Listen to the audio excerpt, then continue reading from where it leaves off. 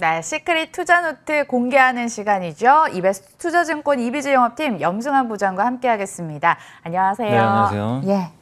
올해 개인 투자자들이 유가증권 시장에서 50조 순매수를 벌써 했더라고 하고요. 지난해 매수한 것보다 이미 넘어섰다고 하는데 과연 최근 들어서는 어떤 종목을 집중적으로 매수를 했는지 장바구니 함께 열어보도록 하겠습니다.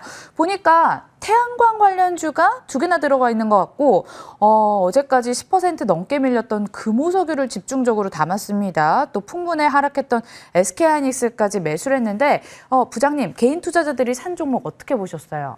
그러니까 일단 저기서 보시는 게 딱 그 색깔이 명확하게 나오는 것 같아요. 뭐냐면 그 경기 민감주 위주로 많이 사셨어요. 아직도 경기 민감주인가요? 그러니까 사실 올해 1월하고 2월만 해도 대부분이 성장주 사셨거든요. 근데 이제 최근에 경기 민감주가 특히 3, 4, 5월에 이게 워낙 주가들이 좋다 보니까 그쪽을 좀 관심 있게 보시면서 들어갔던 것 같고, 또 최근에 일부 경기 민감주가 막 급락을 했잖아요. 그러다 보니까 저가 매수에 좀 나서신 것 같아요. 그래서 경기 민감주가 이제 상위권에 좀 포진을 했는데, 경기 민감주가 나쁘다 좋다를 떠나서 일단 주가가 좀 최근에 약간 좀 힘은 좀 빠지고 있어요. 왜냐하면 그 금리가 좀 꺾여버렸더라고요. 그러니까 미국의 국채 금리가 어제 10년 만기 국채 금리가 1.5%를 하회할 정도로 안 좋았습니다. 여러 가지 얘기들도 나오곤 있지만 경제 성장률이 생각보다 좀 그렇게 강하지 않지 않을까 하는 그런 좀 얘기들 좀 나오는 것 같고, 또 인프라 법안이 이번에 어쨌든 지금 통과는 언젠간 되겠지만 규모가 좀 줄어들지 않을까 하는 그런 좀 그 얘기들이 나오는 것 같더라고요. 그러면 이제 국채 발행이 줄어들거든요. 그렇게 되면 금리에 좀 하락 압력을 줄 수가 있는 그런 요인들입니다. 그러다 보니까 금리가 떨어지니까 당연히 경기 민감주한테 악재고, 그로 인해서 지금 성장주가 오늘도 올라가잖아요. 그러니까 그런 배경에는 그 금리가 있다는 거 염두에 두시면 좋겠습니다. 그래서 오늘 좀 특히 개인 투자분들이 거의 대부분 지금 경기 민감주를 좀 사셨는데, 어쨌든 이 중에서는 제가 포스코가 또 경기 민감주 사는 게 또 엇박자를 탈 수 네. 있어서 주의가 필요한 시점일까요? 아니, 저는 그렇게는 안 봅니다. 그러니까 지금은 오히려 이렇게 경기 민감 중에 충분히 빠진 게 있으면 저는 사도 좋다, 이 말씀을 드리고 싶고, 포스코를 40만 원에 사는 거는 좀 무리가 있는데 지금 33만 원까지 빠졌잖아요. 이 상황에서는 지금 저는 부담 없이 접근해도 된다고 생각을 하고 있고, 개인 투자분들이 잘 사고 있다고 봐요. 그리고 왜 이렇게 빠지냐면 중국의 철강 가격이 최근에 한 15% 고점에서 급락을 해버렸어요.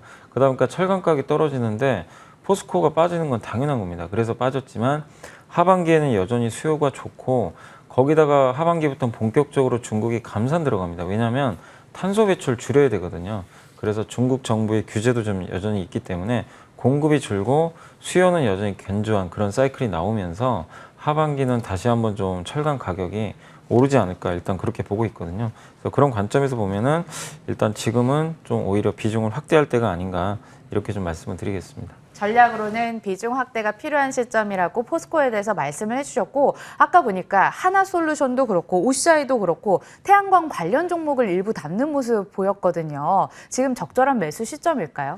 OCI는 저는 이게 경기 민감주라기보다는 사실은 이제 태양광은 좀 성장주잖아요. 그래서 저는 어쨌든 긍정적으로 좀 보고 있고, 특히 OCI가 폴리실리콘 가격이 올해만 해도 한 2배 이상 올랐거든요. 이 오른 상황에서 결국에 지금 최근에 이제 폴리실리콘 고점 논란이 있어요. 이거 가격 언젠가 꺾이는 거 아닐까? 이런 우려감들이 나오는데 그건 하반기 돼봐야 아는 거고, 다만 저는 3분기까지도 계속 좀 좋을 것으로 보는 이유 중에 하나가 특히 태양광 수요는 여전해요. 바이든 행정부도 계속해서 태양광에 대한 얘기들을 하고 있고, 그리고 중국의 경쟁사들이 증설을 많이 안 합니다. 특히 중국 업체들이 미국에 수출을 하는데 거기가 신장 위구르 지역에 많이 있어요, 공장들이. 근데 거기에 인권 탄압 문제를 미국이 걸고 넘어지잖아요. 그렇게 봤을 때는 수출하기가 굉장히 어려울 수 있습니다. 그래서 OCI 반사익도 나올 수가 있기 때문에 저는 지금은 좀 비중을 늘려가는 단계다라고 말씀드리겠습니다. 네, 마지막 종목 논란의 금호석유입니다. 이거 지금 피크아웃 논란이냐 아니냐의 한가운데 서 있는데 어떻게 보세요? 그게 사실 외국계가 이기느냐, 국내가 이기느냐, 그 싸움인데, 사실은 누가 맞을지 누가 알겠습니까만은, 저는 외국계가 좀 이제 너무 뒤늦게 좀 보고서 낸 거 아닌가. 사실 피크아웃 논란은요, 그 전부터 있었어요. 그래서 금호석유가 그 전부터 빠지고 있었거든요. 주가가 고점 대비해서도 20% 빠졌어요. 그 이유 때문에 하반기에 꺾인다.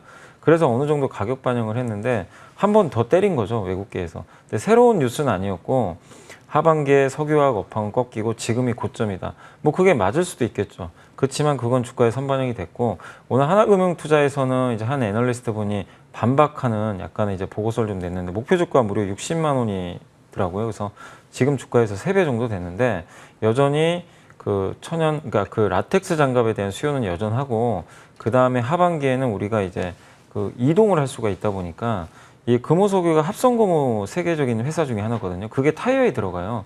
타이어 수요는 여전히 늘어날 수가 있기 때문에 그런 걸 보면 지금 주가에서는 여러분들이 너무 불편해하실 필요는 저는 없다고 봅니다.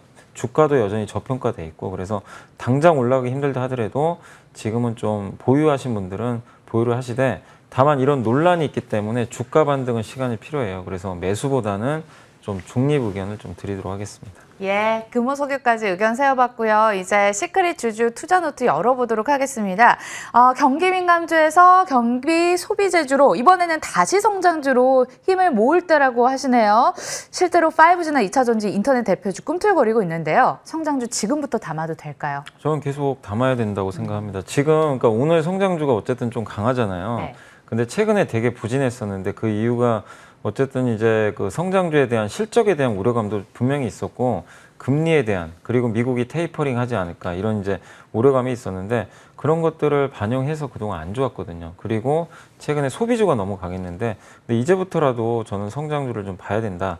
이 말씀을 좀 드리고 싶고 오늘 일단 공교롭게도 미국 금리가 급락하면서 올라가는 그런 모습들이 좀 나왔는데 어쨌든 성장주는 지금 모멘텀이 단기적으로 생긴 상황인데 다만 6월 달에 FMC가 있거든요. 다음 주에 그 고비는 한번 넘겨야 됩니다. 그래서 성장주가 여기서 V자로 가지는 않을 거예요. 좀 또 하루 이틀 조정 받으면서 완만하게 갈 것 같은데 조정을 이용해서 여러분들이 좀 그 매수를 해주시면 좀 좋을 것 같고 이 성장주를 보실 때 제일 어쨌든 중요한 게 저는 그 테슬라 같아요.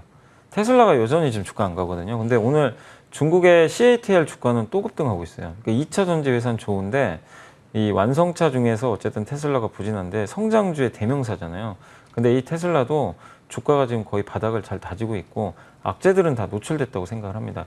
여러 가지 뭐 이슈들이 있었잖아요. 뭐 테슬라 일론 머스크의 좀 부적절한 발언도 있었고 또 고평가 논란, 또 현대차나 폭스바겐이 맹추격해가지고 이거 좀 이제 좀 1등을 좀 위협받는 거 아닌가 이런 우려감이 있었는데 근데 그런 것들이 다 복합적으로 작용해서 지금 주가를 형성했던 거거든요. 근데 만약에 여기서 테슬라가 한번 움직임이 나와준다라면은 당연히 성장주들한테는 또 모멘텀이 될 수 있기 때문에 그런 관점을 보면 저는 성장주들 지금부터라도 꼭 그 매수를 해야 된다는 입장이고 특히 하반기에 성장주가 되게 좀 강하지 않을까 싶어요. 그래서 5개월간의 기간 조정은 이제 거의 저는 더 끝나갔다.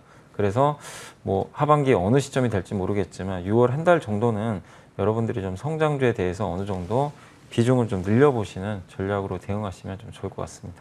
종목으로 조금 더 힌트를 주시면 좋을 것 같은데 그럼 2차 전지 대표주 안에서 가져오셨을까요? 네, 2차 전지 쪽에서는 저는 이제 SK이노베이션을 좀 가장 좋게 보고 있는데 좀 안타까운 거는 중국의 CATL은 매일 사상 최고치를 넘어가는데 한국의 2차 전지는 아시겠지만 LG화학은 상장 이슈가 있다 보니까 부진하고 삼성 SDI는 실적 언제 좋아질까 이런 좀 리스크가 있고 SK이노베이션이 그나마 제일 좋았는데 역시 그 SK이노베이션이 약간 또 정유 쪽에 속해 있다 보니까 오늘 좀 밀리는 흐름들이 좀 나오고 있는데 어쨌든 저는 이 성장주 내에서 2차 전지를 꼭 한 종목 정도는 담아야 된다고 좀 보고 있고요. 여전히 성장하고 있고 5개월 동안 주가 조정 충분히 받았습니다.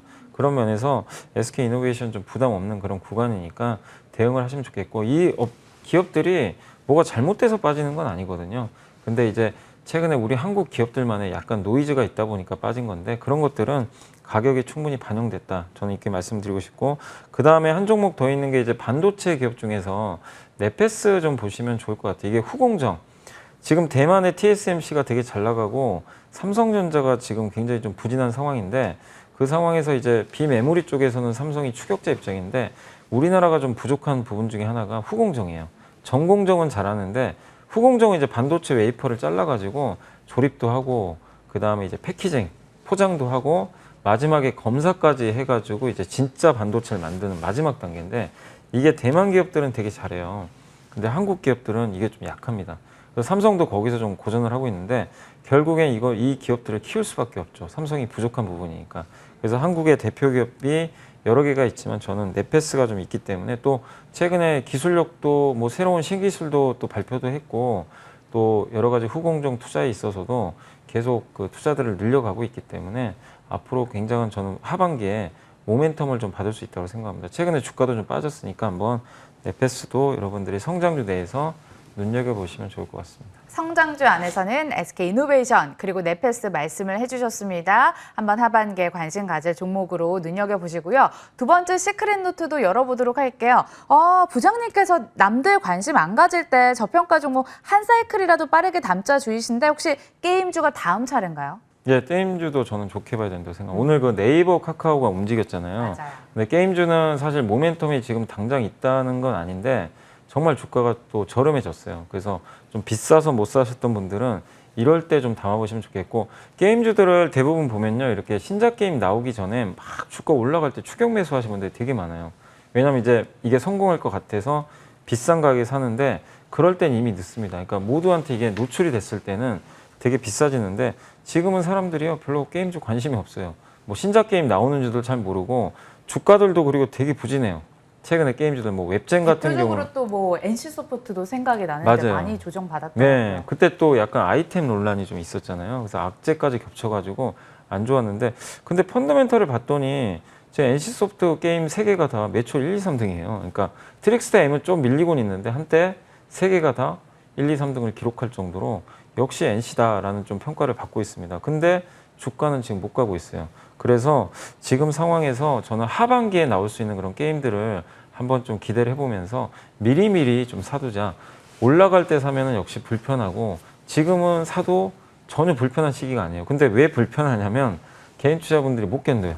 안 가니까. 언제 가요? 근데 그거는 저도 모릅니다. 언제 갈 줄은. 그렇지만 이럴 때 미리미리 좀 대비를 해놓자라는 시각에서 저는 지금 편한 좀 게임주 한번 보셨으면 좀 좋을 것 같습니다. 예, 방금 게임주 안에서 NC소프트 하나 나온 것 같습니다. 신작 게임 출시 전에 미리 관심을 가졌다가 출시 다음에는 뭔가 조금 이렇게 액션을 취하는 것도 좋을 것 같고요. 계속해서 또 두 번째 종목 들어보고 싶은데 어떤 건가요? 컴투스입니다. 컴투스. 컴투스가 저번에 신작 게임 나왔는데 생각보다 흥행에 좀 실패를 했어요. 매출은 좀 나오는데 순위가 많이 밀려가지고 주가가 18만 원에서 12만 원대까지 지금 곤두박질 쳤는데 이제부터는 저는 모아야 된다고 생각을 하고 하반기에 그 서머너즈 클로니클이 나오거든요. 연말에. 그게 또 엄청난 대작 게임 중에 하나예요. 그걸 보면서 그럼 분명히 또 어느 정도 여름 지나면 주가 움직이는데 그때 따라잡지 말고 지금부터 좀 준비하자. 저는 그 말씀을 드리겠습니다. 예, 남들보다 좀 한 박자 빠른 관점으로 NC소프트 그리고 컴투스까지 미리 한번 주목을 해보시는 게 좋을 것 같습니다. 지금까지 이베스트 투자증권 이비지 영업팀 염승환 부장과 함께했습니다. 말씀 고맙습니다. 네, 감사합니다. 저희 1부 준비한 순서도 여기까지입니다. 오늘 또 옵션 만기일이기 때문에 막판까지 변동성 있을 수 있으니까 2부와 함께 전략 세워보시고요. 저희는 여기서 인사 나누겠습니다. 시청해주신 여러분 고맙습니다.